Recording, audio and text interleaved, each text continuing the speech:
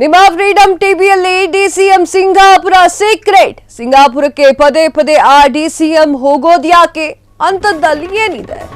ಆ ನಾಯಕನಿಗೆ ಸಿಂಗಾಪುರಕ್ಕೂ ಏನ್ ಸಂಬಂಧ ಇದೆ? ಆ ನಾಯಕ ಸಿಂಗಾಪುರದಲ್ಲಿ ಮಾಡಿಟ್ಟಿರುವಂತಹ ಆಸ್ತಿ ಎಷ್ಟು ಗೊತ್ತಾ? ಆ ಡಿಸಿಎಂ ಮೂರನೇ ಪತ್ನಿ ಹೆಸರಿನಲ್ಲಿ ಎಷ್ಟು ಕೋಟಿ ಆಸ್ತಿಯನ್ನ ಇಟ್ಟಿದ್ದಾರೆ ಗೊತ್ತಾ? ಸಿಂಗಾಪುರದಲ್ಲೇ ಸ್ವಂತ ಉದ್ಯಮ ಆರಂಭಿಸಿದ್ದಾರೆ ಡಿಸಿಎಂ ಪತ್ನಿ. ಸಿಂಗಾಪುರದ ಜೊತೆ ರಷ್ಯಾದಲ್ಲೂ ಕೂಡ ಆಸ್ತಿ ಹೊಂದಿದ್ದಾರಂತೆ ಡಿಸಿಎಂ ಪತ್ನಿ. ಅಥವಾ ವಿವಾದ ಟೀಕೆಗಳಿಗೆ ಬೇಸತ್ತು ವಿದೇಶದಲ್ಲಿ ಪತ್ನಿ ಮಕ್ಕಳನ್ನ ಇರಿಸಿದ್ದಾರಾ? ಇವೆಲ್ಲ ಪ್ರಶ್ನೆಗಳು ಕೂಡ ಉದ್ಭವ ಆಗ್ತಾ ಇದೆ. ಸಿಂಗಾಪುರದಲ್ಲಿ ಮೂರನೇ ಪತ್ನಿಯನ್ನ ಇಟ್ಕೊಂಡಿರುವಂತಹ ಡಿಸಿಎಂ ಯಾಕೆ ಮೂರನೇ ಪತ್ನಿಯನ್ನ ಸಿಂಗಾಪುರದಲ್ಲಿ ಇಟ್ಟಿದ್ದಾರೆ ಎನ್ನುವಂಥದ್ದು ಈಗ ವಿವಾದಕ್ಕೆ ಕಾರಣವಾಗ್ತಾ ಇದೆ. ನಿಮ್ಮ ಫ್ರೀಡಂ ಟಿವಿಯಲ್ಲಿ ಡಿಸಿಎಂ ಸಿಂಗಾಪುರದ ಸೀಕ್ರೆಟ್ ಅನ್ನ ಬಟಾಬೈಲ್ ಮಾಡ್ತಾ ಇದ್ದೀವಿ. ಸಿಂಗಾಪುರಕ್ಕೆ ಪದೇ ಪದೇ ಆ ಒಂದು ಡಿಸಿಎಂ ಹೋಗೋದು ಯಾಕೆ? ಅಂಥದ್ದು ಅಲ್ಲಿ ಏನಿರಬಹುದು? ಆ ನಾಯಕನಿಗೆ ಸಿಂಗಾಪುರಕ್ಕೂ ಏನ್ ಸಂಬಂಧ ಇದೆ? ಹಿಂಗಾದ್ರೆ ಆ ನಾಯಕ ಸಿಂಗಾಪುರದಲ್ಲಿ ಮಾಡಿಟ್ಟಿರುವಂತಹ ಆಸ್ತಿ ಎಷ್ಟಾಗಿರ್ಬಹುದು?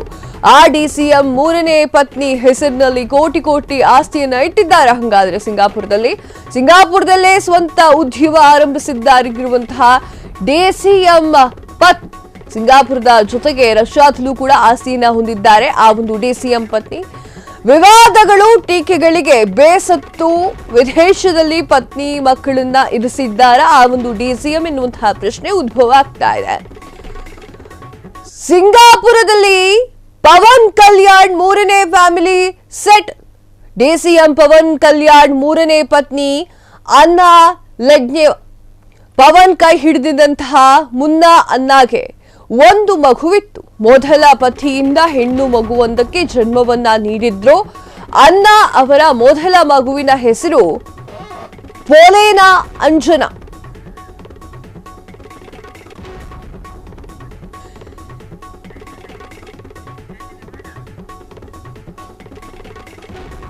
ಕಳೆದ ವರ್ಷ ಸಿಂಗಾಪುರದ ನ್ಯಾಷನಲ್ ಯೂನಿವರ್ಸಿಟಿಯಿಂದ ಪದವಿ ಕೂಡ ಪಡೆದಿದ್ದಾರೆ. ಆಕೆ ಅಲ್ಲೇ ಓದುತ್ತಿರೋದ್ರಿಂದ ಸಿಂಗಾಪುರದಲ್ಲೇ ವಾಸ್ತವ್ಯವನ್ನ ಹೂಡಿದ್ರು. ಪೊಲೇನಾ ಅಂಜನಾ ಮಾರ್ಕ್ ಶಂಕರ್ ಜೊತೆಯಲ್ಲೇ ಇದ್ದಂತಹ ಅನ್ನ ಆಗಾಗ ಸಿಂಗಾಪುರಕ್ಕೆ ಭೇಟಿಯನ್ನ ಕೊಡ್ತಾ ಇದ್ದಂತಹ ಡಿಸಿಎಂ ಪವನ್ ಕಲ್ಯಾಣ್ ಸಿಂಗಾಪುರದಲ್ಲಿ ಚೈನ್ಸ್ ಉದ್ಯಮದಲ್ಲಿ ತೊಡಗಿಕೊಂಡಿರುವಂತಹ ಅನ್ನ ಹೆಸರಿನಲ್ಲಿ ರಷ್ಯಾ ಸಿಂಗಾಪುರದಲ್ಲಿ ಒಟ್ಟು 1800 ಕೋಟಿ ಆಸ್ತಿ ಇದೆ. ಪದೇ ಪದೇ ಪವನ್ ಕಲ್ಯಾಣ್ ವಿರುದ್ಧ ವಿರೋಧ ಪಕ್ಷಗಳು ಟೀಕೆಯನ್ನ ಕೂಡ ಮಾಡ್ತಾ ಇದ್ದಾವೆ. ಟೀಕೆ ಹೆಚ್ಚಾದಾಗ ಎದುರಾಳಿಗಳಿಗೆ ಬಹಿರಂಗವಾಗಿಯೇ ತಿರುಗೇಟನ್ನ ಕೊಡ್ತಾ ಇದ್ರು ಪವನ್ ಕಲ್ಯಾಣ್ ಅವರು. ಎಸ್,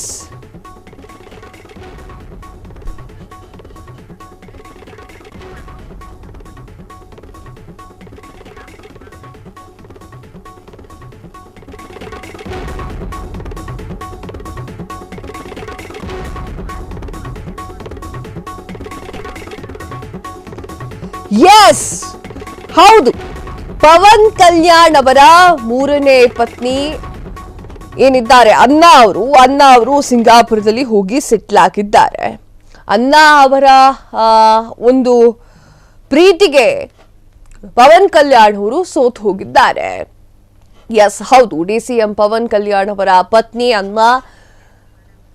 ಅನ್ನ ಅವರು ಸಿಂಗಾಪುರದಲ್ಲಿ ಸೆಟ್ಲ್ ಆಗಿದ್ದಾರೆ. ಮೂರನೇ ಫ್ಯಾಮಿಲಿ ಸೆಟಲ್ ಮಾಡಿದ್ದಾರೆ. ಡಿಸಿಎಂ ಪವನ್ ಕಲ್ಯಾಣ್ ಮೂರನೇ ಪತ್ನಿ ಅನ್ನ ಪವನ್ ಕೈ ಹಿಡಿಯುವ ಮುನ್ನವೂ ಕೂಡ ಒಂದು ಮಗು ಇತ್ತು ಅನ್ನಗೆ. ಮೊದಲ ಪತಿಯಿಂದ ಒಂದು ಹೆಣ್ಣು ಮಗುವನ್ನ ಹೊಂದಿದ್ರು. ಅನ್ನ ಅವರ ಮೊದಲ ಮಗುವಿನ ಹೆಸರು ಪೋಲೇನಾ ಅಂಜನಾ ಎನ್ನುವಂತಹ ಹೆಸರು. ಕಳೆದ ವರ್ಷ ಸಿಂಗಾಪುರ ನ್ಯಾಷನಲ್ ಯೂನಿವರ್ಸಿಟಿಯಿಂದ ಪದವಿ ಕೂಡ ಪಡೆದಿದ್ದಾರೆ. ಆಕೆ ಅಲ್ಲೇ ಓದಿದ್ರಿಂದ ಸಿಂಗಾಪುರದಲ್ಲಿ ವಾಸ್ತವ್ಯವನ್ನ ಹೂಡಿದ್ರು. ಪೊಲೇನಾ ಅಂಜನಾ ಅವರು ಮಾರ್ಕ್ ಶಂಕರ್ ಜೊತೆಗಿದ್ದಾರೆ. ಮಾರ್ಕ್ ಶಂಕರ್ ಬಂದ್ಬಿಟ್ಟು ಯಾರು ಅಂತಂದ್ರೆ ಪವನ್ ಕಲ್ಯಾಣ್ ಅವರ ಮಗ.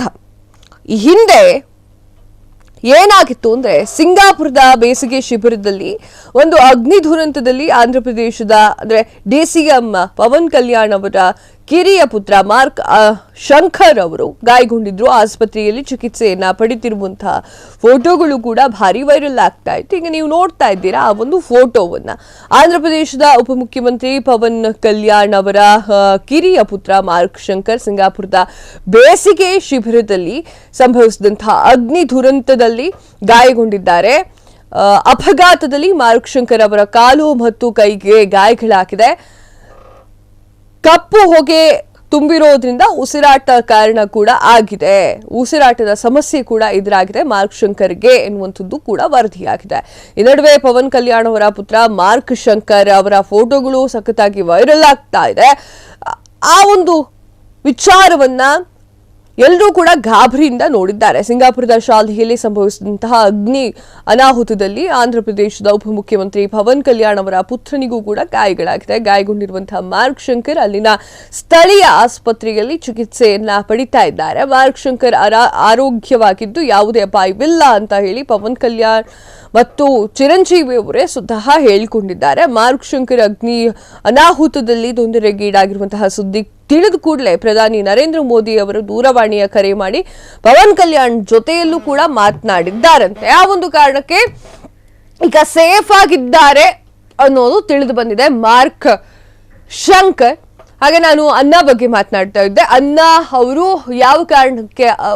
ಯಾವ ಕಾರಣಕ್ಕಾಗಿ ಸಿಂಗಾಪುರದಲ್ಲಿ ಇದ್ದಾರೆ ಅಂತಂದ್ರೆ ಅವರ ಮೊದಲ ಮಗಳ ಒಂದು ವಿದ್ಯಾಭ್ಯಾಸ ಸಿಂಗಾಪುರದಲ್ಲಿ ಆಗಿರೋ ಕಾರಣಕ್ಕಾಗಿ ಅವರು ಕೂಡ ಅಲ್ಲೇ ಇದ್ದಾರೆ.